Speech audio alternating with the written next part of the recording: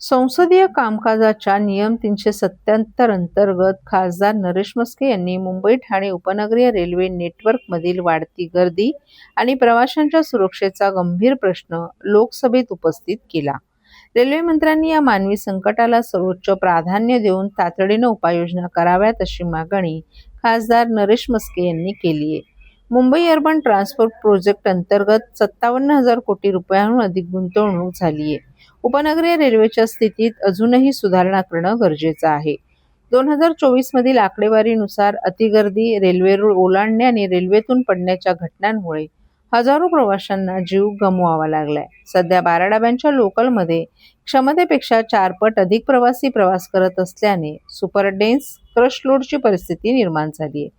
परिणामी दरवाजांवर लटकून प्रवास करण्याने अपघात होणे ही नियमित बाब बनली असल्याचं खासदार नरेश म्हस्के यांनी संसदेच्या निदर्शनास आणून दिलं. संसदीय समिती आणि न्यायालयांच्या स्पष्ट निर्देशानंतरही 15 डब्यांच्या गाड्यांचा विस्तार, स्वयंचलित दरवाजे, फेन्सिंग आणि प्लॅटफॉर्मची उंची वाढवणं यांसारख्या मूलभूत सुरक्षाविषयक उपाययोजनांची अंमलबजावणी अत्यंत संथगतीनं होत असल्याची खंतही खासदार नरेश म्हस्के यांनी व्यक्त केली आहे. यावर उपाय म्हणून सर्व 12 डब्यांच्या लोकलचे टप्प्याटप्प्यानं 15 डब्यांच्या लोकलमध्ये रूपांतर करावे, सर्व रॅकमध्ये ऑटोडोअर क्लोजिंग सिस्टीम अनिवार्य करावी, तसंच स्थानकांवरील गर्दी स्थापनासाठी स्वतंत्र निगराणी यंत्रणा उभारावी, अशी मागणी खासदार नरेश म्हस्के यांनी संसदेत केली.